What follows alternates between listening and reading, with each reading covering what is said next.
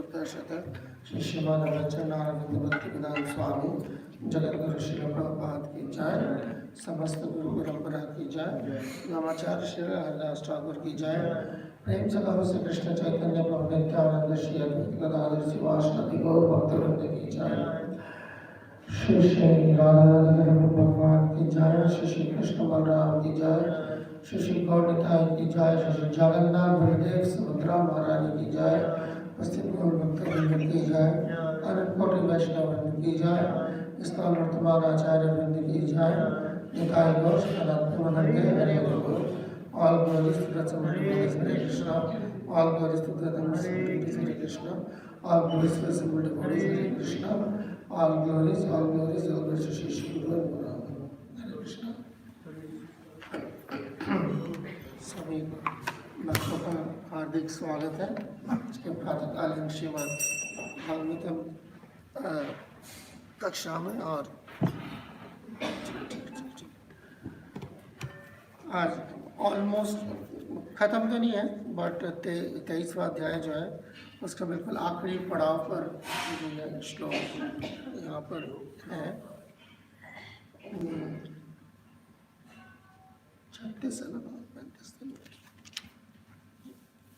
36 number श्लोक जो है ये आपके बोर्ड पर है।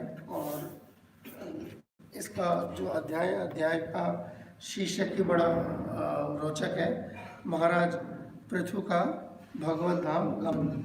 तो इसमें जब पृथु महाराज की लीलाएं जो है ये समाप्त हो रही है। हालांकि एक और चैप्टर भी कुछ होगा, अगला जो चैप्टर है उसके अंदर, बट ज़्यादा नहीं है, क्योंकि मेनली मैत्री ऋषि जो है अब इनका संवाद ख़त्म कर देंगे। फिर परीक्षित महाराज श्री जी के बारे में पूछेंगे, एंड उसके बाद जो है आपको बाद में रुद्र गीत वगैरह सब मिलेगा। और अभी फ़िलहाल जो है ये आखिरी चैप्टर है। और पृथु महाराज का जो प्रसंग है ये श्रीमद् भागवतम में भगवान श्री कृष्ण के बाद सबसे बड़ा प्रसंग होता है। तो पृथु कैरेक्टर जो है सबसे बड़ा कैरेक्टर माना गया है भागवतम के अंदर। आवाज़ कम आ रही है? अब आ रही है? चिपका के बोलता हूँ, ठीक है ना? ऐसे करके बोलो इसको। अभी ठीक है? इसको छोड़ दो। आप लोग तो शरीफ लोग हैं, मैं इतना शरीफ नहीं था, तो हूँ भी नहीं शायद आज। तो इसको जनरली इसको कहते हैं ईटिंग द माइक्रोफोन। ये जनरली रॉक म्यूजिक में होता है। तो उसमें एकदम आप बिल्कुल चिपका के जो है फिर आपको बोलना होता है, तभी आप आवाज़ इस तरीके से आती है।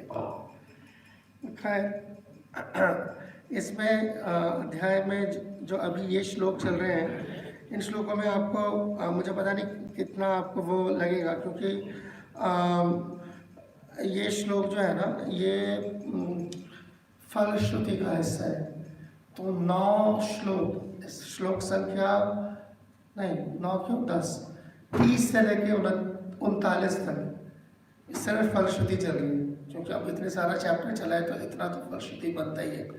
जैसे कि अगर आप कृष्णा के प्रसंग देखें तो 10वें स्कंद का आखिरी चैप्टर जो है 90 ऑलमोस्ट फलश्रुति, समराइज और फलश्रुति से भरा हुआ है। तो जब इतनी आप बात करेंगे किसी किरदार के बारे में तो इतना तो फिर बनता ही है।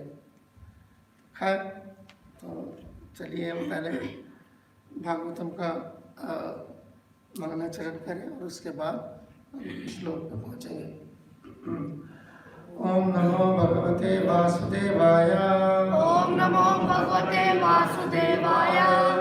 ओम नमो भगवते वासुदेवाय। ओम नमो भगवते वासुदेवाय। ओम नमो भगवते वासुदेवाय। ओम नमो भगवते वासुदेवाय। नारायणं नमस्कृत्य नारायणं नमस्कृत्य नरं चैव नरोत्तमं नरं चैव नरोत्तमं देवीं सरस्वतीं व्यासं देवीं सरस्वतीं व्यासं ततो जयमुदीरये। जयमुदीरये। नष्टप्रायेषु भद्रेषु नष्टप्रायेषु भद्रेषु नित्यं भागवत सेवया नित्यं भागवतं सेवया भगवतीरुत्तम श्लोके भगवतीरुत्तम श्लोके भक्तिर्भवति नैष्टिकी भक्ति भवति नष्टिकी शृण्वतां स्वकथा कृष्णा पुण्यश्रवणकीर्तना हृदयन्तस्तह्यभद्राणि वितनोति सुहृत्सदा ॐ अज्ञानस्तिमिरान्धस्य ज्ञानञ्जनशलाकया चक्षुरुन्मिलितं येन तस्मै श्रीगुरवे नमः श्रीचैतन्यमनोभीष्टं स्थापितं येन भूतले स्वयं रूपा कदाय मह्यं ददाति स्वपदान्तिकं वन्देऽहं श्रीगुरो श्रीयुतापदकमलं श्रीगुरुं वैष्णवांश्च श्रीरूपं सहाजातं सहगणरघुनाथान्वितं तं सजीवं साद्वैतं सावधूतं परिजनसहितं कृष्णचैतन्यदेवं श्रीराधा कृष्णपादा सहगणललिता श्रीविशाखान्वितांश्च हे कृष्ण करुणा सिन्धु दीनबन्धु जगत्पते गोपेश गोपिकाकान्त राधाकान्त नमस्ते तप्त काञ्चन गौराङ्गी राधे वृन्दं धनेश्वरी वृषभानुसुते प्रणमामि हरिप्रिये वाञ्छाकल्पतरुभ्यश्च कृपा सिन्धुभ्येव च पतितानां पावनेभ्यो वैष्णवेभ्यो नमो नमः जय श्री कृष्ण चैतन्य प्रभु नित्यानंद श्री अद्वैत गदाधर श्रीवासादि गौर भक्तवृंद हरे कृष्णा कृष्णा कृष्णा हरे हरे हरे राम राम राम हरे हरे नमः ओम विष्णुपादाय कृष्णपृष्ठाय भूतले श्रीमते भक्ति वेदांत स्वामी नामिने नमस्ते सारस्वती देवे गौरवाणी प्रचारिणे निर्विशेष शून्यवादी हर्षद्वेषकारिणे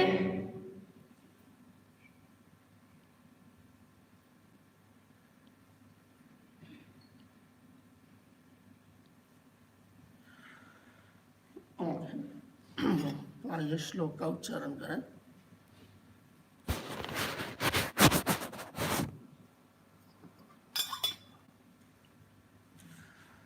विजयाभिमुखो राजा श्रुत्वैतद् अभियात्यन्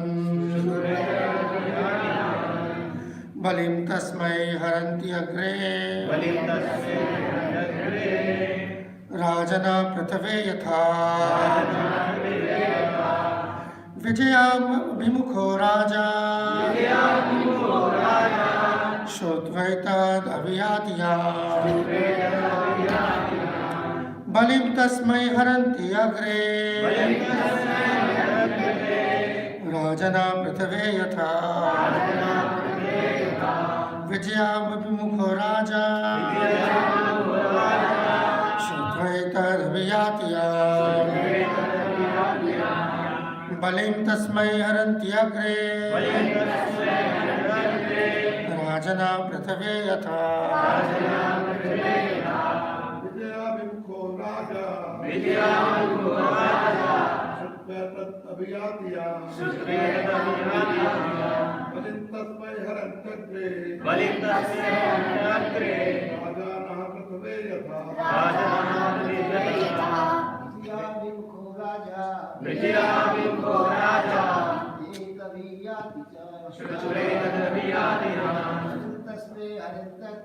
बलिं तस्मै हरन्ति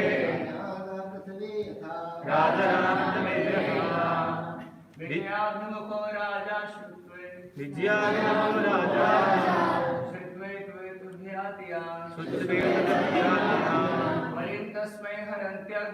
बलिं तस्मै हरन्त्यग्रे राजानः पृथ्वी यथा विजयाभिमुखो राजा श्रुत्वैतद् अभियत्यान् बलिं तस्मै हरन्त्यग्रे राजना पृथ्वी यथा विजयाभिमुखो राजा विजयाभिमुखो राजा तदभियातियां बलिं तस्मै हरन्त्यग्रे राजानः प्रथमे यथा राजानः प्रथमे यथा विजयाभिमुखो राजा विजयाभिमुखो राजा शुभेतदभियातिया बलिं तस्मै हरन्त्यग्रे राजानः प्रथमे यथा विजयाभिमुखे राजा विजयाभिमुखो राजा शुभेतदभियातियान् बलिं तस्मै हरन्त्यग्रे बलिं तस्मै हरन्त्यग्रे राजानः प्रथमे यथा राजानः प्रथमे यथा विजयाभिमुखो राजा विजयाभिमुखो राजा शुभेतदभियातियान् शुभेतदभियातियान् बलिं तस्मै हरन्त्यग्रे बलिं तस्मै हरन्त्यग्रे राजानः प्रथमे यथा राजानः प्रथमे यथा विजयाभिमुखो राजा विजयाभिमुखो राजा शुभेतदभियातियान् बलिं तस्मै हरन्त्यग्रे राजानः प्रथमे यथा विजयाभिमुखो राजा विजयाभिमुखो राजा शुभेतदभियातियान् बलिं तस्मै हरन्त्यग्रे राजानः प्रथमे यथा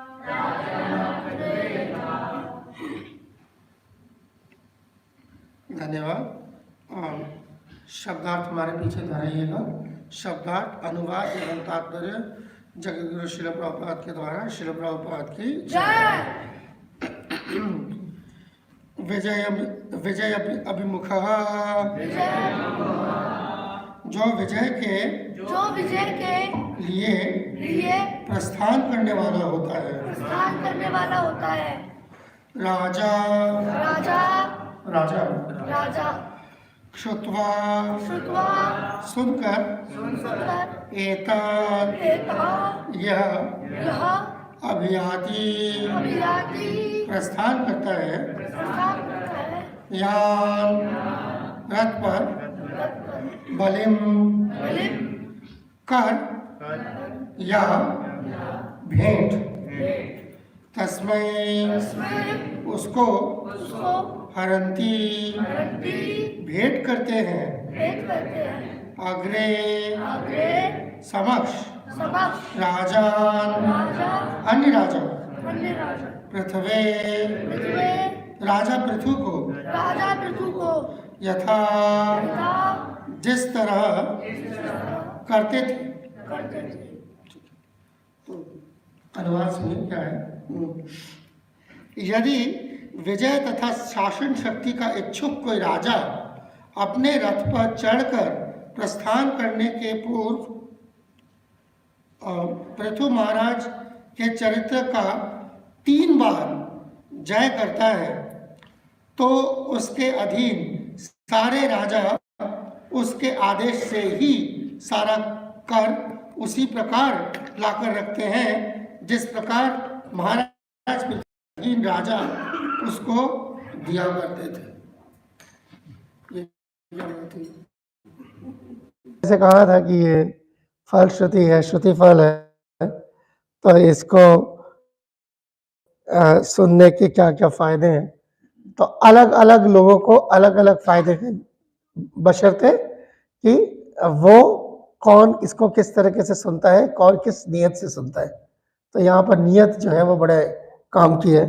तो यहाँ खास तौर पर एक टारगेट ऑडियंस दिया गया है जो राजा है, उनके लिए दिया गया है कि वो राजा अगर पृथु महाराज के जो है 3 बार जयकारा लगाए, पृथु महाराज की जय, पृथु महाराज की जय, पृथु महाराज की जय लगा तो दिया आप सब ने तो उसके बाद जो है उसके बाद जाकर जो है आप दूसरों से कर वसूल सकते हैं, जैसे पृथु महाराज कर वसूलते थे। ठीक है ना, जो कि जरूरी है, वो जरूरी है। ऐसे जगहों पे जरूरी है जहां पर लोग टैक्स नहीं देते। ठीक है ना, तो ऐसे कई जहां पर ऐसा एडमिनिस्ट्रेशन होता है जहां पर लोग जो है कर नहीं देते, जहाँ पर टैक्स नहीं देते, तो वहाँ शायद इसको इस्तेमाल करके देखा जा सकता है। एनीवे, तो देखिए तात्पर्य सुनिए प्रभात क्या लिखते हैं। चूंकि क्षत्रिय राजा संसार पर शासन करना चाहता है, अतः वह अन्य समस्त राजाओं को अपने अधीन करना चाहता है। तो ये नेचुरल है। ऐसी ही स्थिति तब भी थी। यानी पृथु महाराज का प्रसंग कब का है? सतयुग का। ये इसको घबराने वाली बात नहीं, सतयुग का है। तो सतयुग में भी ऐसी स्थिति थी, ठीक है ना। तो अब उसके बाद क्या है? ओके, ऐसी स्थिति तब यह भी थी जब पृथु महाराज पृथ्वी पर शासन कर रहे थे। उस समय इस लोक के वे एकमात्र सम्राट थे, ठीक है ना। तो इसलिए उनको आदि राजा कहा जाता है। जैसे यहां तक कि 5000 वर्ष पूर्व महाराज युधिष्ठिर तथा महाराज परीक्षित इस लोक के एक छत्र सम्राट थे। एक छत्र मतलब एक छतरी के अंदर। चूंकि कभी कभी अधीनस्थ राजा विद्रोह किया करते थे, अतः सम्राट के लिए अनिवार्य हो जाता था कि वह जाकर उन्हें दंड दे। पृथु महाराज के जीवन तथा चरित्र के वृत्तांतों के जप की यह विधि संस्तुत की जाती है। संस्तुत की जा रही है, विधि संस्तुत की जा रही है, ठीक है। जिससे संसार में राज्य करने के अभिलाषी राजा अन्य राजाओं पर विजय पा सके। तो ठीक है, यहीं पे तात्पर्य समाप्त हो गया प्रभुपाद का। तो अब हम क्या करें, है ना। यहाँ तो मेरे नजर में तो कोई राजा अब यहाँ है नहीं। करना चाहते हैं राज, वो ठीक है और बात है, पर अभी फिलहाल नहीं है। पर हाँ, अगर आप राज करना चाहते हैं तो ये तरीका है। पृथु महाराज के चरित्र को कम से कम 3 बार पढ़िए, फिर उसका 3 बार जयकरा लगाइए, और उसके बाद जो है तो तभी जयकरा लगाएंगे, नहीं तो किस बात की पढ़ाई होगी ना। मुझे लगता नहीं है, थोड़ा मुश्किल है काम, क्योंकि इससे पहले और भी ये तो फलश्रुति तो 37वां 31वें से चल रहा है कुछ ना कुछ, तो सारा चलेगा। अब आगे जाके जो है 38, आप जब 38वां इसके साथ इसी के साथ जब आप अगला जो फलश्रुति है उसको आप मिलाएंगे 38वें को, आप देखेंगे जमीन आसमान का फर्क है, बिल्कुल उल्टा हो गया। ये अभी तक तो कुछ बात हो रही थी, कुछ और बात हो रही है। तो जैसे मैंने बताया कि मैत्री विदुर संवाद, और अभी इसीलिए जो है मैत्रेय जो है धीरे धीरे राचेट अप कर रहे हैं, धीरे धीरे बढ़ा रहे हैं। हालांकि विदुर को सुना रहे हैं, और धीरे धीरे बढ़ा रहे हैं चीज को, कि कैसे जो है ये मिलेगा, फिर नेक्स्ट ये मिलेगा, फिर ये चीज नहीं मिलेगा। तो इसमें ये देखने वाली बात है कि जो चीज आखिरी में कही गई है वो सबसे ज्यादा जरूरी है। इस हिसाब से जो है इसका एक क्रम है, ऐसा ही नहीं कि जो मुंह में आया मैत्र मुनि ने बोल दिया, जो याद आया बोल दिया, नहीं, वो एक क्रम से बताया गया है। और ये बिल्कुल वैसे ही है जैसे कि भागवत गीता है, जो कि क्रम से बताया जाता है। कि लोग जो है जाके कई बार, है ना, जब हम प्रचार करते हैं वहां पर फंसते हैं लोग, जाके कर्मयोग पे बड़ा, कर्म को बड़ा वो मान देते हैं, जो कि बहुत शुरुआत में जो है उसको डील कर लिया गया है, उसके बाद में बहुत कुछ बताया गया। तो उसी तरीके से जो है शुरुआत में चीज़ें डील कर ली गई हैं, और फिर आगे जाके चीज़ें बता रहे हैं। क्यों? क्योंकि भगवान विष्णु के बारे में सुनना और वैष्णवों के बारे में सुनना एक जैसा है। जैसे इस अगले श्लोक में भी आपको जो है इसकी झलकी मिलेगी। और इसी वजह से इस किताब का नाम क्या है? श्रीमद् भागवत। भागवत के दोनों मतलब होते हैं, भगवान खुद और जो भगवान के हैं, तो इसलिए इट्स लाइक दैट। सो अब जैसे अगर आपको याद हो भागवतम का पहला स्कंद, उसमें जब तीसरे अध्याय में जब इनकारनेशन, लिस्ट ऑफ इनकारनेशन आती है, तो क्या नाम था उस चैप्टर का? हिंदी में कुछ ऐसे नाम है। तो उसमें 27 जो है जी, हाँ, वंशावली तो एग्जैक्टली नहीं है, क्योंकि उसमें सिर्फ तीसरा जो अध्याय है भागवतम का उसमें अवतारों का वर्णन है। फिर जैसे दूसरे स्कंद के 7वें अध्याय में उसमें भी अवतारों का वर्णन है। उसका तो मुझे नाम याद है, शेड्यूल्ड इनकारनेशंस, तो वो वैसे है। तो डिफरेंट, तो वहाँ पर अलग अलग जगहों पे जो भगवान के अवतारों के बारे में जो है लिस्ट दी गई है। तो जहाँ इसकी लिस्ट दी गई है जो पहले स्कंद में, उसमें 27 है, उसमें 27 है। जैसे भगवान का अनगिनत अवतार है, तो अलग अलग जगहों पे हमें अलग अलग अवतारों के बारे में पता लगता है। जब आप दशावतार स्तोत्र पढ़ते हैं तो उसमें 10 अवतारों की बात होती है। वहां पर जब आप बात करते हैं तो आप 27 अवतारों की बात करते हैं, ठीक है ना। सो डिफरेंट फॉर्म्स, तो उस क्रम के हिसाब से अगर आप देखें तो उसमें 9वां क्रम आता है पृथु महाराज का। मैं जस्ट समराइज कर रहा हूँ क्योंकि आज ऑलमोस्ट ये पूरा जो है प्रसंग खत्म हो रहा है, तो मैं जस्ट समराइज कर रहा हूँ। तो अब याद होगा सबको कि पृथु महाराज कैसे आए थे। वेण को जो है जब उन्होंने मथा था, है ना, दाएं तरफ से, फिर पृथु जो है वो उनकी उत्पत्ति होती है। और तभी मैंने पूछा थी कब की बात है, तो सत्ययुग और पहले मनु की बात है। हाँ, पहले मनु की बात है। This is Swayambhuva Manu. ये अभी इस मनु की इस वक्त कौन से मनु चल रहे हैं, इस मनु की कथा नहीं है। तो ये बहुत पहले की कथा, उससे पहले 6 मनु पहले की कथा है। तो एनीवे, तो इस पृथु महाराज को जो भगवान का आवेश अवतार कहा जाता है, उसकी वजह यह है कि पूर्ण अवतार नहीं है, आवेश अवतार है। तो रूप गोस्वामी जो है लघु भागवतम में बताते हैं कि पृथु महाराज के अंदर भगवान विष्णु का वो अंश, यानी कि भगवान विष्णु के कई मतलब, जैसे हम विष्णु सहस्त्र नाम जब हम पढ़ते हैं तो इसका मतलब क्या है कि 1000 तो यही हो गए। जैसे अभी हम 10 अवतार की बात करें तो 10 थे, यहाँ 27 की बात कर रहे हैं, वहाँ विष्णु सहस्त्र नाम पढ़ रहे हैं तो वहाँ 1000 है। तो इसलिए अनगिनत अवतार है।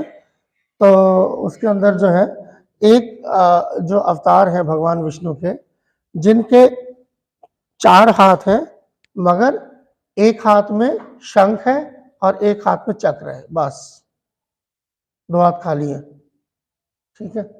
सो दैट इज द अवतार जो प्रवेश करते हैं पृथु महाराज के अंदर, ठीक है।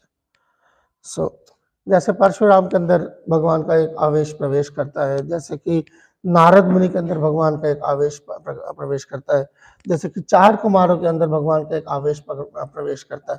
तो ये सारे अलग अलग विष्णु इनकारनेशंस हैं जो प्रवेश करते हैं।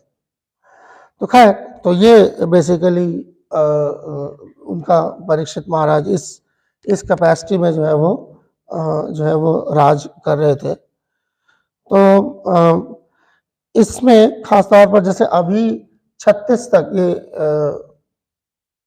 या 36 तक ही है, बिल्कुल ठीक, 31 से लेकर 36 तक क्या क्या भौतिक आशीर्वाद मिल सकता है पृथु महाराज के प्रसंग से, वो है। और 37 से लेकर 39 तक क्या क्या दिव्य आध्यात्मिक क्या क्या आशीर्वाद मिल सकते हैं, वो है।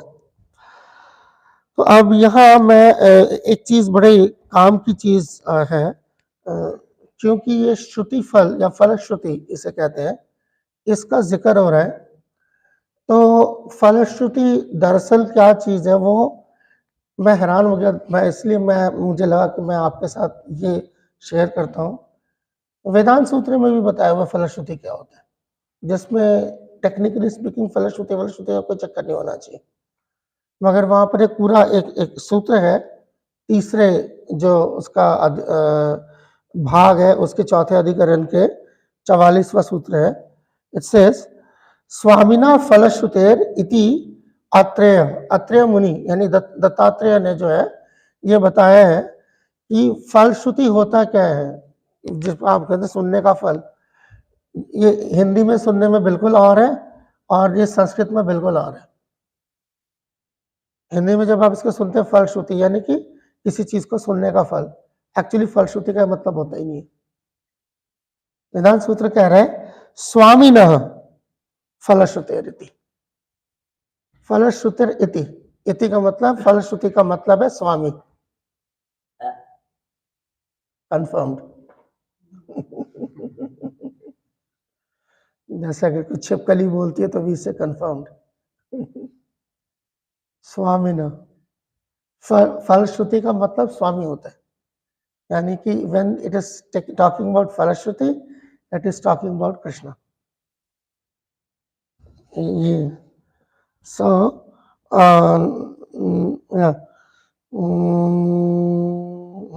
इसकी वजह क्यों? क्योंकि जैसे उपनिषद बताते हैं कि परम पुरुषोत्तम भगवान जो है वो भक्तों के पालनहार है, लिहाजा फलश्रुति का मतलब स्वयं भगवान है। फलश्रुति का मतलब भगवान के बारे में सुनना, यही अंडरस्टैंडिंग थी ना। वेदांत सूत्र कुछ और कह रहे स्वयं भगवान है। सो ये है। तो खैर, जैसे क्यों, उसकी वजह ये है कि जैसे अदरवाइज अगर आप ये बात करते हैं कि भगवान का क्या मिलेगा भगवान के बारे में सुनने से, तो वो तो भागवत गीता कह रही है ना, अनन्य चिंतयन्तमाम ये जना पर्युपासते तेषां सततम, सॉरी भजताम प्रीतिपूर्वकम, ठीक तो कह रहा हूँ, सॉरी। नहीं, भजताम प्रीतिपूर्वकम नहीं है, योगक्षेम मामियम है, क्यों कंफ्यूज कर रहे हो? जय श्री श्री जगन्नाथ बलदेव सुब्रमण्य की जय। ठीक है। तो ये तो भगवान ही उसकी गारंटी दे रहे हैं। तो that is the idea of phalashruti. तो भगवान का मतलब भक्तों के लिए ये है कि जो भी आपका आध्यात्मिक है कमी पेशी है वो पूरी हो जाएगी। तो दैट इज स्वयं भगवान है। ठीक है। और वो करते कैसे हैं? जैसे प्रभुपाद ने एक जगह पे भागवत गीता में ये श्लोक उद्धृत भी किया है, मुझे देखना पड़ेगा चैप्टर कौन सा है, और प्रभुपाद ने उद्धृत किया। ये मैं बालादेव विद्याभूषण की कमेंट्री से बोल रहा हूँ, पर मुझे याद है कि ये श्लोक प्रभुपाद ने उद्धृत किया है भागवत गीता में। दर्शन ध्यान स्पर्शेर मत्स्य कुर्म विगमगमा स्वंती अपत्यानि पुष्णंती तथा हम अपि पद्मजा। यानी कि जैसे दर्शन ध्यान संस्पर्शी, यानी कि जैसे क्या, मत्स्य कूर्म विहंगम, जैसे मछली जो होती है वो देख के क्या नाम है उसका, कछुआ होता है, वो सोच के, और पक्षी जो होती है वो छू के, इन तीनों चीजों से जो है वो अपने बच्चों को पाल लेती है। बच्चे कैसे पल रहे होते हैं जब ना, तो बच्चे इस तरीके से जो है वो अपने बच्चों को पाल लेती है। तो बिल्कुल उसी तरीके से भगवान कह रहे हैं, जैसे कि भाई ये जानवर जो है ये अपने बच्चों को पाल लेती है दूर से, छू के, देख के, सोच के, तो मैं तो फिर भगवान हूँ, मैं भी अपने सारे जो बच्चे हैं उनको ऐसे पाल लेता हूँ, कम से कम इतना तो होगा मेरे अंदर।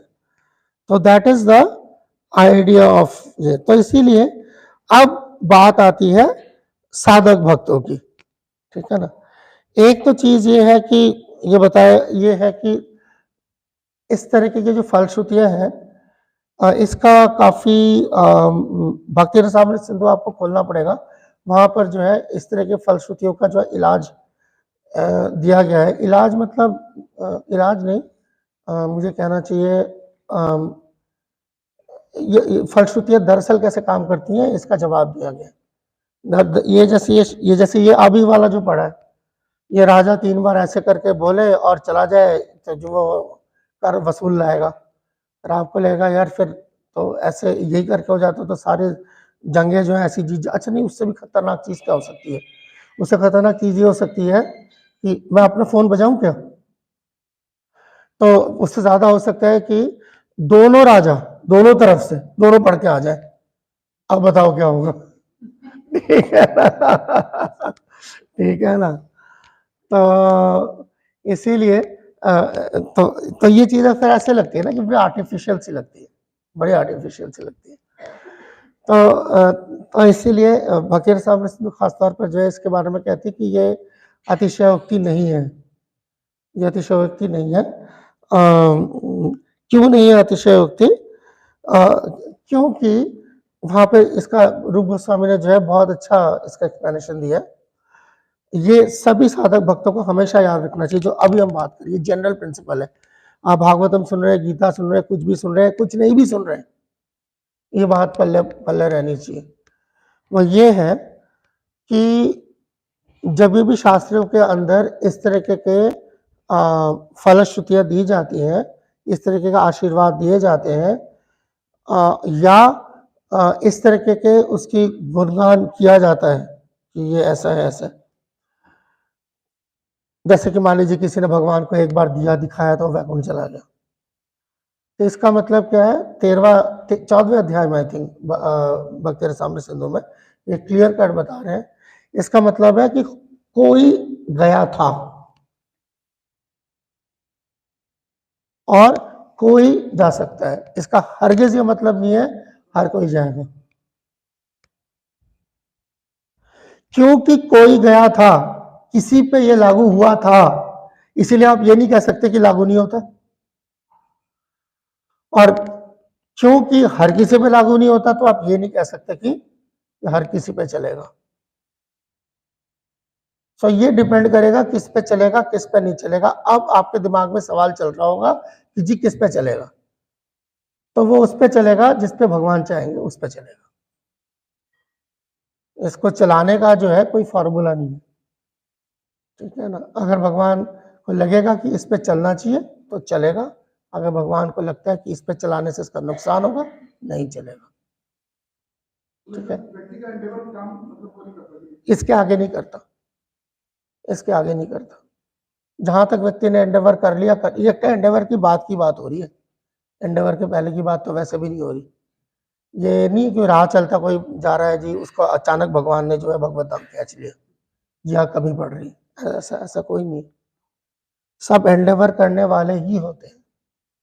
कृपा सिद्धि का जो कॉन्सेप्ट है, कृपा सिद्धि का कॉन्सेप्ट ही इस पे बेस्ड है कि वो एंडेवर कर रहा था, मगर जितना उसने किया उससे कई 100 गुना शायद करने की जरूरत थी, जो दूसरे करते थे बनस्बत उसके, मगर उसका भगवान ने एक्सेप्ट कर लिया। तो आपको समझना पड़ेगा, भगवान जो है वहां पर डेमोक्रेसी नहीं है, he is the supreme autocrat. उनको जो चीज ठीक लगेगी वो करेंगे। तो खैर, तो इसीलिए ओके,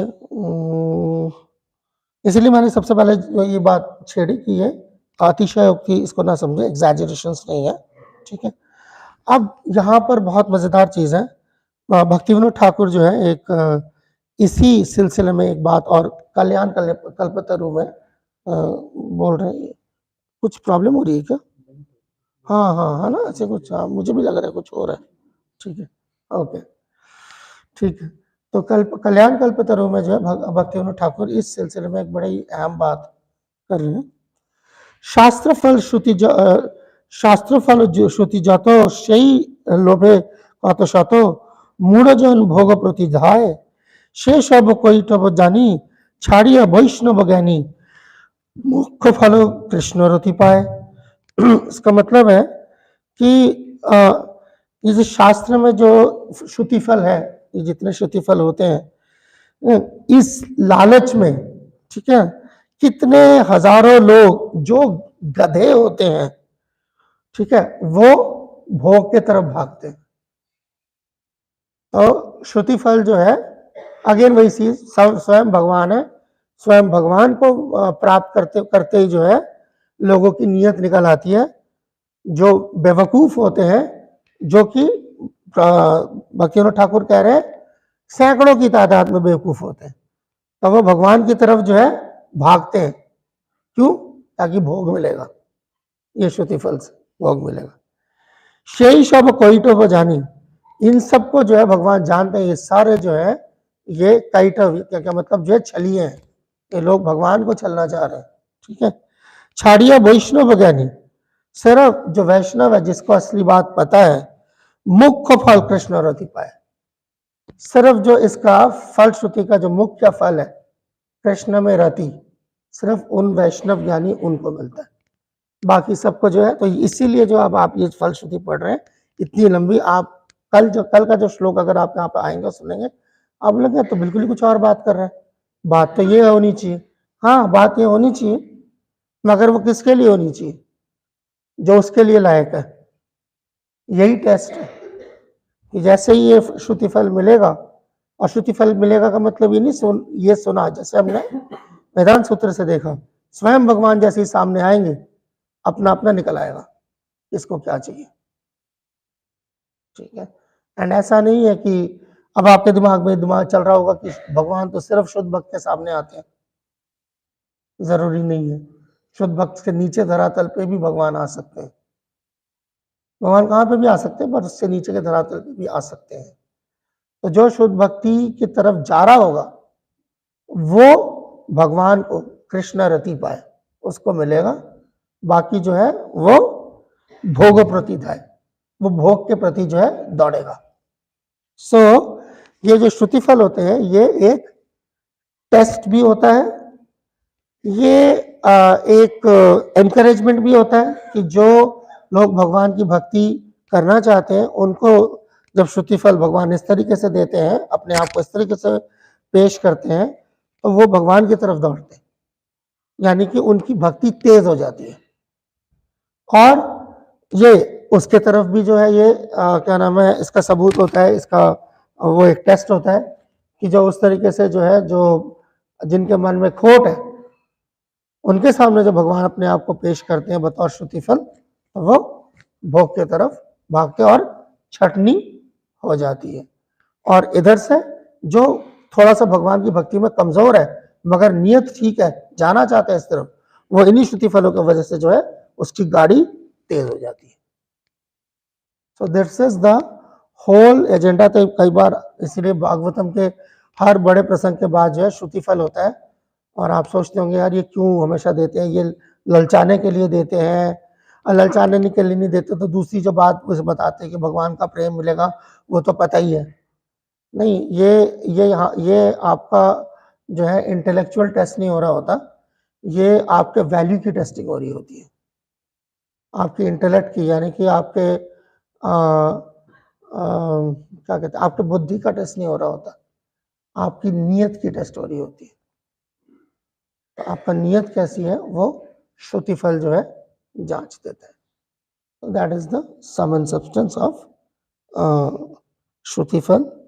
और भगवान का एक आप आध्यात्मिक इसको ट्रिक कह लीजिए, जिससे भगवान जो है ये फैसला कर पाते हैं कि कौन सच में भगवान को चाहता है और किसको भगवान की बहिरंगा शक्ति से प्यार है।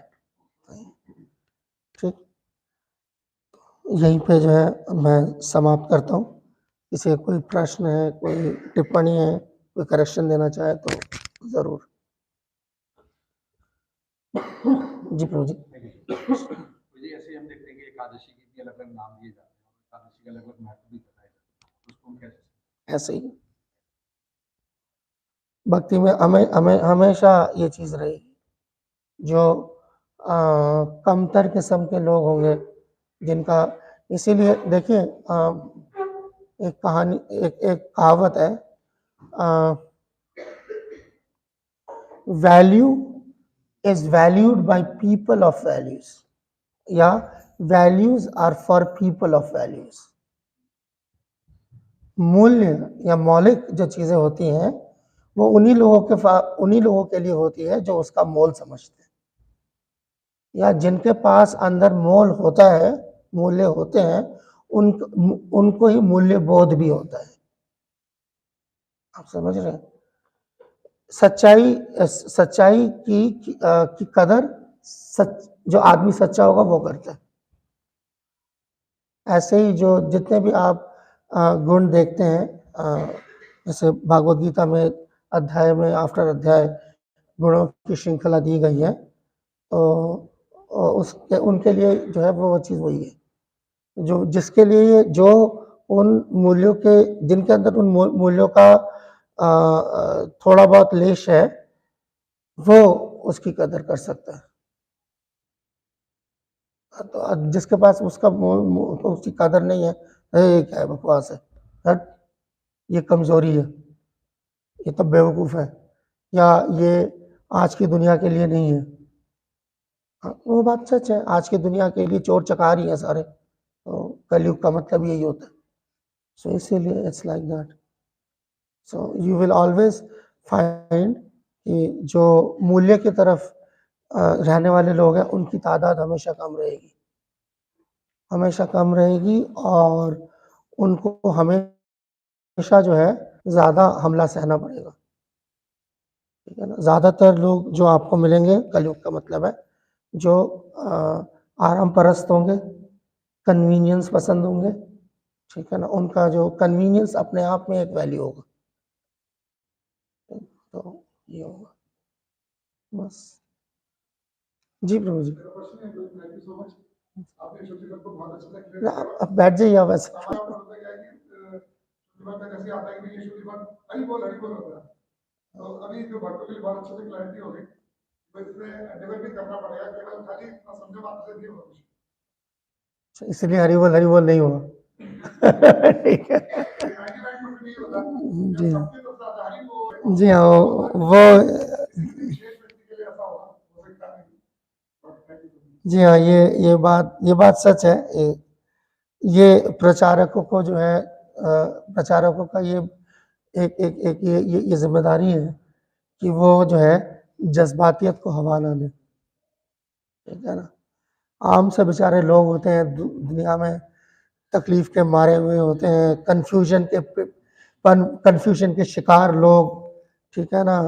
तो वो बेचारे आते हैं यहाँ, कुछ राह ताकि उनको मिले, उनको तब आप जो है खामखा इस तरीके के जो है ना लॉलीपॉप दे के और इस तरीके का इंजेक्शन दे के हरी बोल करा के, हरी बोल बोलने के बाद देखा जाता है ज़्यादातर सूरत हाल में हरी बोल ही हो जाता है फिर। तो इसीलिए हाँ, तो ये प्रचारकों को जो है, देखिए भगवान और भगवान का रोल क्या है, भगवान हमारी परीक्षा लेते हैं, ठीक है ना। Krishna tests us, but Maya doesn't test us, Maya tempts us, Maya लालच देती है। तो प्रचारकों का काम ये नहीं है कि वो माया के हाथ में खेले और भगवान के नाम का लालच दे,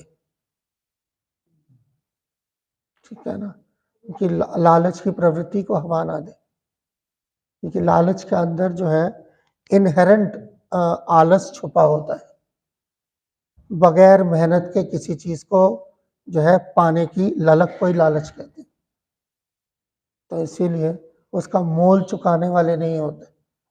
तो प्रचारक का जो है ये जिम्मेदारी बनती है कि वो जो प्रचारित हो रहे हैं उनको जो है भक्ति का सही दाम चुकाने के लिए जो है प्रोत्साहित करें और उनको उस तरफ लेके जाए, उसके लिए तैयार करें कि जो है अगर आपको भगवान जैसे जो है अनमोल जो है आपको धन चाहिए, तो उसके लिए जो है आपको सैक्रिफाइस करना पड़ेगा। देयर इज़ नो, आज तक जो है कोई एग्जाम्पल ऐसा नहीं है, मैंने एटलीस्ट मुझे नहीं दिखा कि जिसने बगैर सैक्रिफाइस के, बगैर किसी त्याग के, बगैर किसी मेहनत के, बगैर किसी कुर्बानी के, ठीक है ना, कुछ हासिल किया हो, तो ख़ास तौर पर इस रास्ते में। तो इसीलिए ये लोगों को जो है धोखे देना कि जी इस सस्ते में ऐसा काम हो जाएगा, वैसा काम हो जाएगा, कम से कम जो है इस धारा में, भक्ति विनोद धारा में, भक्ति सरस्वती प्रभुपाद की धारा में, श्रील प्रभुपाद की फैमिली में, इसमें ये चीज़ नहीं होनी चाहिए, ना हो, क्योंकि ये धारा बनाने के लिए जो है बड़ी कुर्बानियाँ दी गई हैं। तो कम से कम इसका बेड़ागर्क ना करें। दो चीजें हैं, जैसे बिल्कुल एकदम कोर व्यक्ति, नया व्यक्ति है, तो उसको अगर थोड़ा लालच नहीं देते तो आता नहीं, उसको अगर किसी चीजें दिखाने में इतना एंडेवर करना पड़ेगा तो आएगा। तो ये प्रचारक को डिसाइड करना है, पर लालच देने का मतलब अगेन वो देखना पड़ेगा कि वो लालच क्या है। अगर आप डे 1 से उसका टारगेट क्लियर नहीं रखेंगे तो वह बाद में जाके प्रॉब्लम क्रिएट करेगा पूरे सोसाइटी के अंदर। देखिए, ये अगेन वही चीज़ है कि हम प्रचार करना चाहते हैं और हम पूरी दुनिया में महाप्रभु का संदेश जरूर बांटना चाहते हैं। हम भगवान श्री कृष्ण का को जो है लोगों तक लेके जाना चाहते हैं, मगर हम कृष्ण की नुमाइश नहीं कर रहे, ना ही प्रभुपाद को तो नीलामी पे रखा हुआ है। ये दो फर्क है, ठीक है ना। जब हम बुक डिस्ट्रीब्यूशन करने जाते हैं तो हम भगवान का संदेश देने जाते हैं और किसी से कोई डोनेशन मिलता है तो वो डोनेशन होता है, ठीक है ना। अगर आप उसी के जगह पे इसको मोल भाव पे ले आएंगे तो जाहिर बात है वो आप कृष्णा बेच रहे हैं और वो कृष्णा नीलाम कर रहे हैं। तो ये बहुत सटल डिफरेंस है। शायद एक्चुअली इतना सटल डिफरेंस है नहीं, अगर इस पर ठीक से सोचेंगे तो ये वैल्यू का डिफरेंस है सारा। जैसे मैंने बताया ना, जिसका वैल्यू ये है कि येन केन प्रकारेण जो है पैसा लेके आना है, तो उसके लिए सब कुछ बिका हुआ है, ठीक है ना। और जिसका वैल्यू ये है कि येन केन प्रकारेण मना कृष्णा निवेश है, उसके लिए जो है कृष्ण सबसे ज्यादा अनमोल है, and he will do accordingly. So big is beautiful if वहां पर अगर उसका बेसिस कृष्णा है, otherwise small is also beautiful अगर उसका बेसिस जो है वो कृष्णा है। Very simple. जैसे कि यहाँ जैसे डिटीज है ना, गौरनीताई के डिटीज है, दे आर वेरी ब्यूटीफुल, छोटे हैं, very beautiful. You go to Radha Parthasarathi, 3.5 feet के डिटीज है, they are also big, they are also beautiful. So size doesn't matter, ठीक है ना, क्वालिटी मैटर्स। तो ये जी 1 2 और अच्छा, ये क्वेश्चन आया है ऑडियंस से ऑनलाइन, कुसुम रावत जी ने पूछा है। ओ नहीं, केशव रावत ने पूछा, ओके। अच्छा, केशव रावत ने फॉरवर्ड किया, okay. Thanks for the nice lecture. पेल्स how to become anyabhilashita shunyam. We see in many years of devotional service, devotees start with such subtle material desire. हाँ, ये तो है, ये बहुत ही अच्छा सवाल है कि अन्याभिलाषित शून्यम कैसे हो, ठीक है ना। तो अगेन अन्याभिलाषित शून्यम जो है वो तटस्थ लक्षण है। अन्याभिलाषित शून्यम जो है वो भक्ति का मुख्य लक्षण नहीं है। मुख्य लक्षण भक्ति का क्या है? आनुकूल्य से कृष्णानुशीलनम। तो हमारे सारे आचार्यों ने जो है ज्यादा जो जोर दिया है वो आनुकूल्य से कृष्णानुशीलनम पे जोर दिया है। अन्याभिलाषित शून्यम ज्ञान कर्मादि अनावृतम पे सेकंड जोर देने के बाद अगर आप भक्ति रसामृत सिंधु पढ़ेंगे तो वहां पर एक पूरा सेक्शन आता है जहाँ पर ज्ञान वैराग्य पे बात हो रही है, और वहाँ रूप गोस्वामी कह रहे हैं कि ये ज्ञान वैराग्य शुरुआती भक्ति के लिए ठीक है, बट जब आप धीरे धीरे आगे बढ़ेंगे तो अगर आप इसको वक्त रहते, जैसे कि अब जब आप कहीं पे आगे बढ़ रहे हैं, जैसे आप किसी सीढ़ी पे चढ़ रहे हैं तो अगली सीढ़ी पे चढ़ने के लिए आपके पिछली सीढ़ी को छोड़ना पड़ता है, तभी आप अगली सीढ़ी पे पैर रख सकते हैं। तो ये ज्ञान वैराग्य जो है ये वो पिछली सीढ़ियां हैं जो भक्ति के शुरुआती दिनों में बहुत जरूरी है। ये नहीं होगा तो आगे सीढ़ी पे बढ़ेंगे ही नहीं। पर आपको ये भी समझना पड़ेगा कि कब वो सीढ़ी का वक्त आए कि आगे की सीढ़ी पकड़नी है। तो इसीलिए जो है जो ज्यादा प्रवीण भक्त हैं, यानी कि जो ज्यादा दक्ष भक्त हैं, जो ज्यादा उन्नत भक्त हैं, ठीक है ना, उनके से सलाह मशवरा कर जो है धीरे धीरे इस चीज को बढ़ाने की जरूरत होती है। और फिर अन्याभिलाषित शून्यम जो है वो क्या कहते हैं, जो आनुकूल्य से कृष्णानुशीलनम है वो अन्याभिलाषित शून्यम को जो है एब्जॉर्ब कर लेता है अपने अंदर, और फिर आपका जो भक्ति होती है वो मिश्रित भक्ति नहीं होती, वो केवल भक्ति होती है। So it's a very good question. और हाँ, इसमें स्ट्रगल करने में टाइम लगता है। जैसे भक्ति सिद्धांत सरस्वती ठाकुर ने जो है एक जगह बताया है, उनके प्रवचन के अंदर, प्रवचन का राधा कुंड में दिया गया ये प्रवचन था, और उन्होंने कहा कि कम से कम 20-25 साल तो है, आप मान के चलिए कि ये स्ट्रगल चलेगा। 20-25 साल जो अगर आप मतलब एवरेज भक्ति कर रहे हैं, ठीक ठाक कर रहे हैं, तो 20-25 साल का स्ट्रगल तो आप मान के चलिए। तो ये है, तो वो इसका वो एवरेज भक्ति के उस पे रहे, तो बस ये है। अच्छा सवाल था, थैंक यू जी। हाँ जी, जैसे हम बात कर रहे थे तो कृपा से जी हाँ, थोड़ी देर में ऑन होगा। कई बार होता है, हाँ ऑन करके छोड़ दीजिए, धीरे धीरे पकड़ता है वो। हाँ, आ गया देखो वो, जी दूरदर्शन तो जैसे कृपा का जो मतलब है भगवान की, अगर वो एलिजिबिलिटी देखेगी, योग्यता देखे तो कृपा नहीं। जी मतलब यही है कि वो कृपा है। जी अब बात यहाँ पे आती है श्रीमद् भागवतम पे हम ये संशय नहीं कर सकते कि जो उसकी फलश्रुति है वो मतलब यूं ही है। अब अगर बेवजह नहीं है। बेवजह नहीं है, अगर फलश्रुति है तो एक्सटर्नल भी देखना पड़ेगा। और श्रीमद् भागवतम पूरे शास्त्रों का निचोड़ है, ये भी कहते हैं, और कहीं कुछ नहीं मिलेगा, मिलेगा कुछ नहीं मिलेगा। फलश्रुति देखना। और व्यासदेव जी के विषय में जब ये हुआ कि उन्होंने ये बोला कि इतने सारे लोगों के इतनी सारी कर्मकांड है, तो इतने इतने गुण है, सबके गुणों के अपने जीवात्मा है, हर व्यक्ति को आकर्षित करने के लिए व्यासदेव जी ने इतना सब साहित्य का संकलन किया। ठीक, तो श्रीमद् भागवतम के प्रति भी लोगों की रुचि जगाने के लिए अगर श्रुति फल को बोला जा रहा है, तो उसके लिए हम ये कहेंगे चार अगर उसको जब उसके इंटरनल मैटर को ही फ्रंट में रखे और एक्सटर्नल पे ध्यान न दें।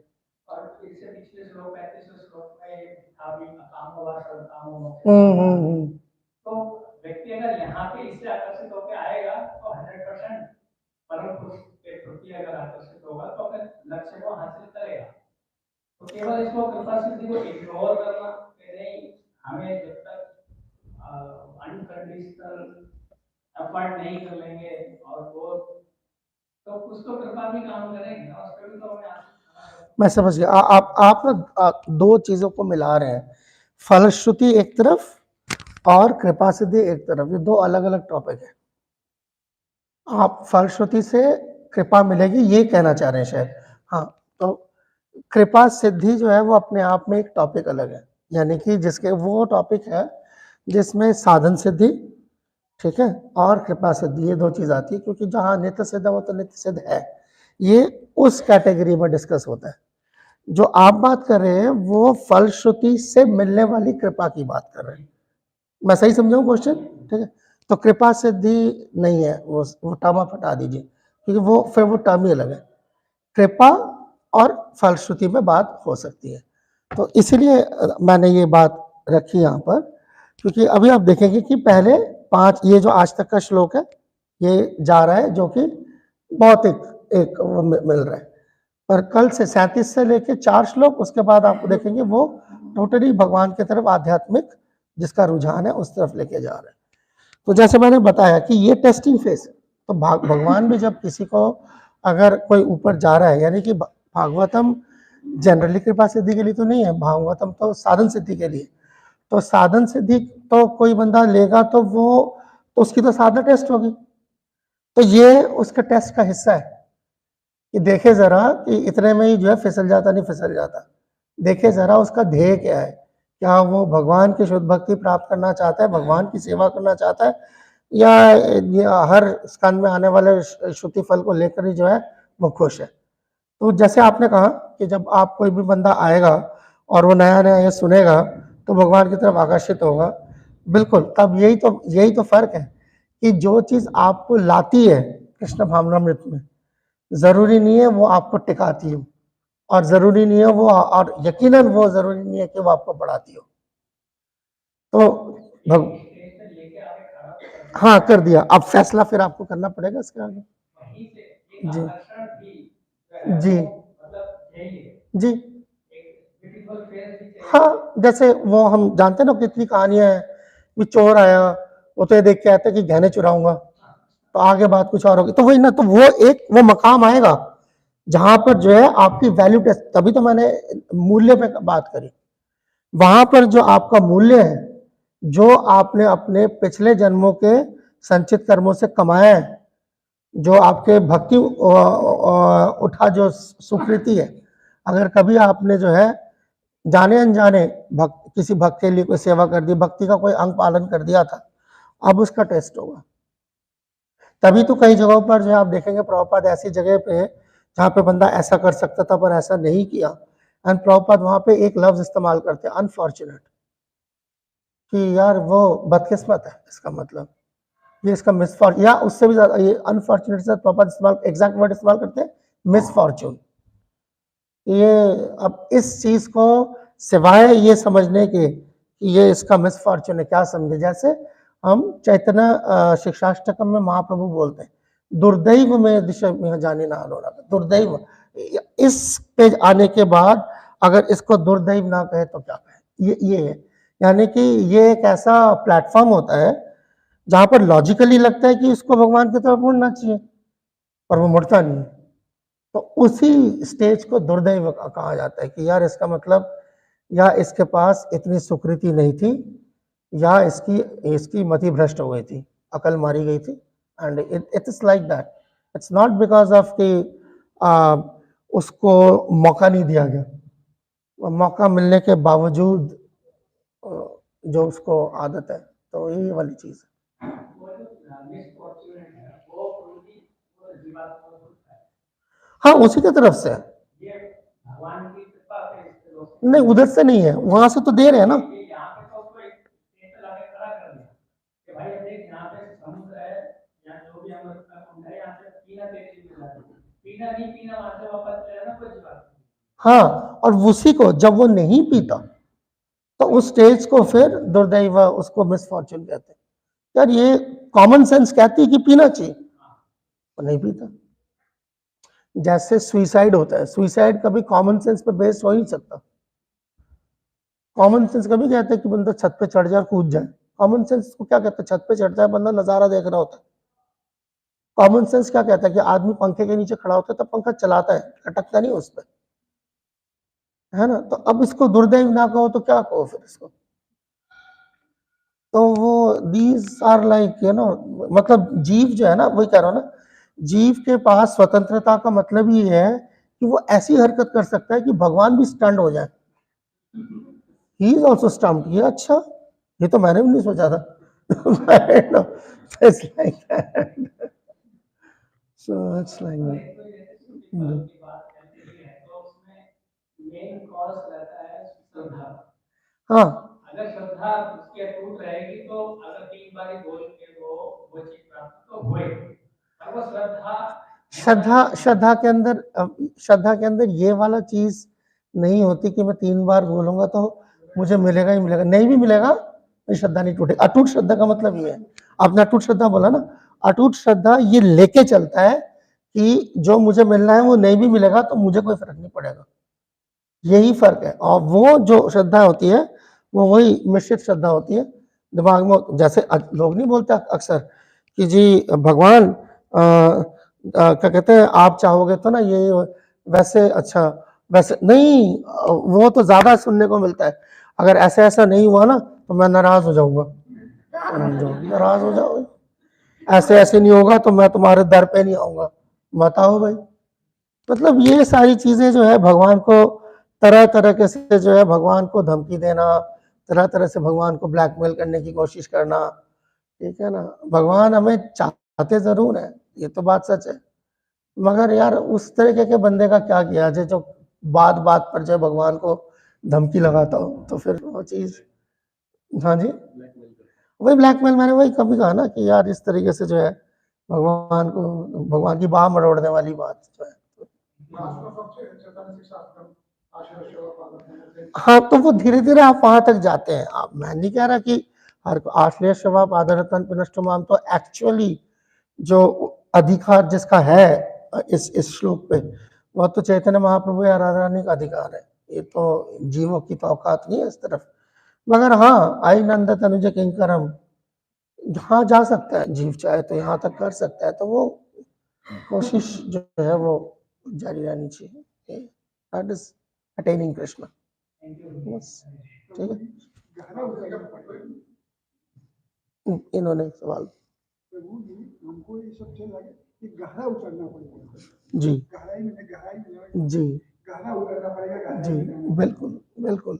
सतह पे रहेंगे ना, सतह पे बहुत जूते पड़ेंगे। एक्चुअली सतह पे देखिए ना, जैसे जो चीज़, जैसे पानी में जब आप सतह पर अगर मछली रहती है, या तैराकी जो करते हैं, तैराक भी जो है अगर पानी के सतह पर रहते हैं और अगर वो नदी गहरी है या समंदर है, तो उसको बहुत तेज तेज जो है उसकी जो लहरें हैं वो धक्का मारती हैं एक, और ऊपर जो सूरज चमक रहा होता है उसकी गर्मी भी लगती है, दो। वो पानी में भी है, गर्मी भी लग रही होती है उसे। उसके पास सिर्फ एक ही चारा है, थोड़ा सा अंदर घुस जाए, थोड़ा सा अंदर घुसती पानी बिल्कुल शांत मिलेगा और सूरज की रोशनी आती है मगर तपिश नहीं आती। तो यही भक्ति के लिए, भक्ति, इसलिए इस किताब का नाम जैसे प्रभुपाद ने लिखा भक्ति रसामृत सिंधु, कि भक्ति के रस का सिंधु है, सागर है। और सागर में आप थोड़ा सा अंदर जाए तो आपको जो आप शांति ढूंढ रहे हैं ना, शांति, शांति सतह पे नहीं मिलेगी, शांति थोड़े से अंदर मिलेगी, वहां सागर शांत है। तो वो चीज ठीक है। आपने लेक्चर में बताया था कि कृष्ण भक्ति आसान है, आपका बजट आपके जगह वो तो है, वो ठीक है, वो शायरी अपनी जगह। जी माँ जी, आखिरी सवाल, 9 बच्चों के पूरे पार हो गए। श्रुति फल का जो है काफी टाइम से मेरे ये प्रश्न था, सवाल बहुत अच्छे से क्लियर हो गया। धन्यवाद के लिए। दूसरा प्रश्न है गुरुजी कि जैसे सतयुग है, त्रेता युग है, द्वापर कलयुग, समस्याएं सेम थी, जो लोगों की समस्याएं बेसिकली सेम कि काम हो तो जो भी है, और जो भक्ति में आने वाली समस्याएं वो भी ठीक है। सही लोगों को ढूंढना उस टाइम पे मुश्किल है, और ये नहीं था कि उस टाइम एग्जिस्ट नहीं करते थे, और आज भी है कि सही लोगों को ढूंढना थोड़ा सा मुश्किल है, बट ये नहीं किया तो high struggling is always there. हाँ, माहौल देखिए, भक्ति करने के लिए ना एक बड़ी और चीज जरूरी है, कंडीशन सोल के लिए। कंडीशन का मतलब ही ये है, यानी कि उसका लिए माहौल बहुत मायने रखता है। जो भक्ति में आगे बढ़ा हुआ है उसके लिए माहौल इतना मायने नहीं रखेगा। तो पिछले युगों में माहौल बेहतर था, बस ये, और कुछ नहीं है। मगर वो बहुत बड़ी बात है, माहौल बेहतर होना। माहौल का जैसे आप देखिए ना, अब जैसे यही मंदिर है, इसी मंदिर में जो है वो कौन से माले पे स्कूल चलता है ना हमारा, हाँ, 5वें माले पे एक स्कूल चलता है। क्यों चलता है? इसलिए चलता है कि हम बच्चे को बेहतर माहौल देने की कोशिश कर रहे हैं। ठीक है, यही है। तो और क्या है, क्या वो स्कूल ये गारंटी थोड़ी दे सकता है? क्या वो कोई लिख के दे सकता है? स्कूल से कोई लिख के देता है हमारे स्कूल में आने वाला हर बच्चा जो है भक्त बन के निकलेगा? नहीं, ऐसा गारंटी तो हम नहीं दे सकते इस कॉन में बैठ के। कोई गुरु अपने दीक्षित शिष्य के लिए गारंटी लिख के नहीं दे सकता कि जी ये 50 साल तक रहेगा यहाँ, तो नहीं है। मगर कोशिश ये होती है कि माहौल देके देखते क्या होता है। तो ये, क्योंकि अदरवाइज भक्ति अपने आप में जो है वो इतना रेयर है, यानी कि भक्ति रेयर का मतलब भक्ति में सक्सेस जो जब किसी को मिलता है वो बहुत रेयर दिखता है। इसको कैसे समझाऊं? मान लीजिए 10 लोग ले दे के 10 लोग आते हैं भक्ति में पहले, तो ठीक है ना, एक को मान लीजिए सक्सेस मिला 2030 में, एक को सक्सेस मिला 2100 में, एक को सक्सेस मिला 2400 में। तो ये 10 लोग आए, सबको सक्सेस मिलेगा, मगर जब उसको सक्सेस मिल रहा होता है वो बड़ा रेयर होता है। तो लोगों को लगता है यार ये तो बड़े मुश्किल से कोई ना कोई पार, तो ये इसलिए वो चीज बड़ी मुश्किल होती है। मगर हाँ, माहौल रहे तो कोशिश हो सकती है कि ज्यादा लोग भक्ति कर सके। ये जो हमारा प्रीचिंग करने का जो सारा मकसद है, ये एक माहौल बनाने का ही मकसद है, सब लोगों को इकट्ठा करना। जैसे ये यहाँ पर ऐसे इकट्ठा किया है, तो आज जब प्रीचिंग नहीं होती थी तो लोग इकट्ठे नहीं होते थे, कभी कभी इकट्ठे होते थे, वो जैसे कुंभ मेला में इकट्ठे होते, अपने आप पहुंच जाते थे, ठीक है, खत्म हो गया, चले गए। तो इतने इकट्ठे नहीं होते थे। तो मगर अब जो है इकट्ठा करने की जो कोशिश है वो कोशिश ही इसलिए क्योंकि अदरवाइज माहौल देना मुश्किल होता है।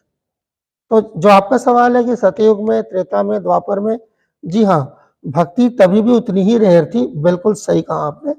सिर्फ फर्क ये था कि माहौल बेहतर था, अगर कोई करना चाहे तो उसके बाद। और कलयुग को कोसा भी इसीलिए जाता है कि पिछले जो सारे युग थे जहां पर माहौल बेहतर था उस वक्त इस्तेमाल नहीं किया तो सारे इकट्ठे हो गए यहाँ। तो ये है बस ये ठीक है। तो अब जो है यहाँ पर वातावरण का बड़ा असर बढ़ता है ना, वो बढ़ता ही वातावरण का बढ़ता है। सब लोग साफ करना। ओके, आखिरी आपको मैं मना नहीं कर सकता, मुझे सॉरी मुझे रोहिणी आना है जी। मुझे यह प्रश्न है कि जैसे आपने श्रुति पर बताया तो एक चीज ध्यान में आता है कि जैसे भक्ति में कोई बहुत तपोगुणी भी है, मतलब कोई इंसान भक्ति से पहले तपोगुण जैसे गोपाल की डिसाइपल श्रीवाल की डिसाइपल तो तपोगुण से थे and immediately they change to पूरा शुद्ध भक्ति में चले गए। और हम लोग जो बेसिकली ऐसे इतने शायद नहीं है, हाँ जी अभी भी ठीक है। तो मुझे क्या वो लोग कितनी जल्दी शुद्ध भक्ति करें एसोसिएट ठीक है बट अभी भी हमें आपके सवाल में आपने जवाब दिया। वो डिफरेंस जो था दैट इज एसी भक्तिवेदांत स्वामी प्रभुपाद। ऐसा चाहिए, ताली बजाने वाली बात नहीं, ऐसा चाहिए। ये डिफरेंस है। You get somebody like Prabhupada, आप देखो तभी तो प्रभुपाद जैसे उतरते नहीं। प्रभुपाद जैसे हमारे भी गुरु परंपरा में प्रभुपाद जैसे मिलना ऑलमोस्ट नामुमकिन है, बहुत मुश्किल है यू नो। सो ना, क्योंकि जिस तरीके से उन्होंने प्रीच तभी क्यों जो है लोग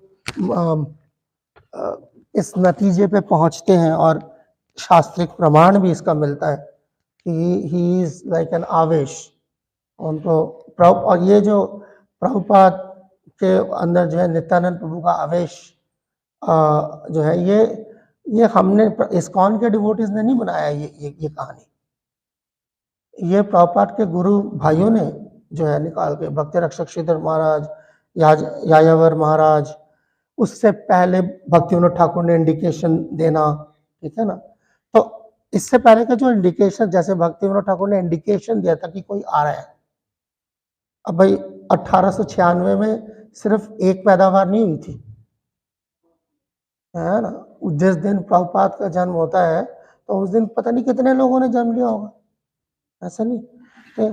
but specifically his God brothers pointed it out कि कैसे एंड क्या। जब खास तौर पर जब प्रभुपाद उस जलदूत में है और जलदूत में वो प्रार्थना वो लिख रहे हैं और वो जो उनको तीसरा हार्ट अटैक, उनको 2 हार्ट अटैक उनको आए, that is the voyage, that is the travel, that is very specific. अगर आप पिन पॉइंट करना चाहते हैं किस वक्त नित्यानंद प्रभु का आवेश या प्रवेश होता है, that is the time. And जब आप देखते हैं कि नित्यानंद प्रभु जो है चले जाते हैं, with in a few months Prabhupada leaves. Prabhupada didn't quote unquote died because of diseases. वो तो जब आप बूढ़े होते हैं तो आपको डिजीज पकड़ती है। आप ऐसे नहीं कि आप पढ़ लीजिए, आप बताइए कौन सी डिजीज से प्रभुपाद की डेथ हुई है। अगर आप कहेंगे कि हार्ट फेल हुआ था तो मरते आदमी का हार्ट फेल ही होता है और क्या होता है, ठीक है ना। शरीर के जो आपके एसेट्स हैं वो काम करना बंद कर देते हैं, तो तभी वो कहते हैं कि किडनी फेल होता है, ये फेल होता है, वो फेल होता है। पर किडनी फेल बीमारी की वजह से किडनी फेल होता है, तब आप कहते हैं बीमारी से क्या है। नॉर्मल डेथ में क्या होता है, नॉर्मल डेथ में आपके बॉडी के पार्ट्स काम करना बंद कर देते हैं, बट इसलिए नहीं बंद करते कि वो फलाने बीमारी की वजह से इतना वो बीमारी आपके ऊपर असरअंदाज कर गया, उसने बंद करवा दिया। आप देखो प्रभुपाद की मेडिकल रिपोर्ट्स वगैरह तो सब कुछ अब है, आजकल आप पढ़ सकते हैं, तमाल कृष्ण महाराज की डायरीज में एक्सटेंसिवली चीज है। And certainly he didn't died of any poison. What did he died of then? Getting my point? It is because when Nityanand Prabhu receded, so that is the difference जो आपने पूछा है. आपने पूछा है ना कि प्रभुपाद के disciples they had प्रभुपाद. ये बहुत बड़ी बात है. बहुत बड़ी. क्या ये सबूत नहीं है कि ये जो हम इस इस्कॉन में बैठे हैं, ये आज जो भी इतना बड़ा इस्कॉन है, ये इस्कॉन जो है इतना बड़ा जीबीसी, इतने स्ट्रक्चर, इतना बड़ा मैनेजिंग स्ट्रक्चर मिल के संभाल नहीं पा रहा. जो एक आदमी के रहते संभला हुआ था, जन के कहां से कहां पहुंच गया. 11-12 साल में इस तरीके का जो है एक्सपेंशन, और वो भी वैष्णविज्म का एक्सपेंशन.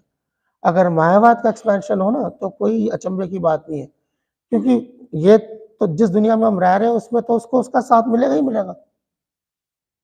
तो आप उसी का प्रचार कर रहे हैं, मगर उसके खिलाफ खड़े होके आपने प्रीचिंग की. पाश्चात्य देश Tarini. So it's like so that is exceptional devotees के साथ होता है ऐसा. You get a very powerful संघ. भगवान से मैं ये प्रार्थना कर सकता हूँ कि कभी आपको ऐसे कोई डिवोटी टकरे, आपको इमीडिएटली डिफरेंस पता चल जाएगा कि आप किसके साथ बैठे हो. That devotee's presence, what to speak of, उसके साथ बैठना, वो जहाँ रहता है आप वहाँ उस जगह में घुसोगे तो आपको लगेगा यार ये इस जगह की बात कुछ और है, ये नॉर्मल जगह नहीं है. So it does exist. मुझे और एक चीज था कि भक्ति जो सब लोग करने की कोशिश कर रहे हैं, भले मटेरियल लोगों को हम लोग they are desires of things, satisfy उनको कामना में रहते हैं, पर भक्ति करते हुए भी भक्ति करने के कोई निष्काम होके कर रहा है बहुत ज्यादा. मतलब हाँ है तो सही, सबकी प्रॉब्लम है. ये प्रॉब्लम कैसे सॉल्व? पता नहीं. अब देखिए आप अपना गम गलत कर रहे हैं, आप अपना गम गलत कर रहे हैं, मैं अपना गम गलत कर रहा हूँ. ठीक है ना, ये तो बिल्कुल हकीकत है. जो आप फेस कर रहे हैं मैं ही फेस कर रहा हूँ, मगर जो रास्ता दिखाया गया है तो it's like I think like we are on the right path. तो ये चेक कर लें कि whether you are on the right path और नॉट. अगर आप सही रास्ते पे हैं तो ठीक है. यही जो है बहुत बड़ा दिलासा है कि चलो रास्ता ठीक है. सारे बड़े श्लोक पढ़ लिया, सुन लिया, बड़ी श्लोक लर्न कर ली, बता दी, बोल दी, but somewhere down the lane there is some desire for something or the other. ये बड़ी जाते जाते जाएगा, जाते जाते जाएगा, आते जाते जाएगा. सबका या मेरे को क्या बोल रहे हो, मैं भी ऐसी हूँ. आपने बोला था ना कि भक्ति का सबसे बड़ा ठाकुर ने कहा 25 साल. मैं कहा ना 20-25 साल तो एक एवरेज. अब उसको आप मतलब कॉर्नर स्टोन ना समझ लें. उन्होंने एक अंदाजा दिया था. कल पता चले जी 25 साल में मैंने वो गिन लिया जी 25 साल हो गए, मेरा तो कुछ नहीं हुआ. मैंने जी भक्ति से तस्वीर ही निकाल के रख दी वहां से बाहर. तो वो एक अंदाजा दे रहे हैं कि एवरेज एज में ऐसे होना चाहिए, तो ठीक है. 20-25 साल करने के बाद कुछ तो घुसता है दिमाग में, अगर बिल्कुल ही झक नहीं मारी. वो ऐसे भी है, मैं जानता हूँ 20-20, 25-25, 30 साल बाद भी जो है मतलब you can not associate with these people. अच्छा एक चीज मैं जरूर बता सकता हूँ, अगर आप ये पहचानना चाहते हैं ना कि 20-25 साल हो गए हैं या कुछ या चाहे इससे कम भी, भक्ति असर कर रही नहीं कर रही, उसका एक कॉर्नर स्टोन प्रिंसिपल है. प्रेमानंद प्रभु मुझे बता रहे थे, वो किसी प्रॉपर डिसाइपल, ओ हाँ शौनक ऋषि प्रभु, ही सेड दैट जो उसका एक टेलटेल साइन होता है, बहुत सारे होते हैं उनमें से एक टेलटेल साइन होता है ह्यूमर. जो इस तरीके के जो भक्ति में एडवांस कर रहा होगा, बहुत एडवांस नहीं हो गया बट कर रहा है, he is on the right track, he will have a very good sense of humour, you know. और जो देखोगे जो एडवांस नहीं कर रहा वो कड़वा होगा. क्या है सीधा ऐसे ही, पता नहीं है अवतार नहीं. You don't want to be. I mean I have met so many, सच में मैं अब यहाँ पर बोल रहा हूँ, not with a view to commit any offense, but as a matter of fact observation.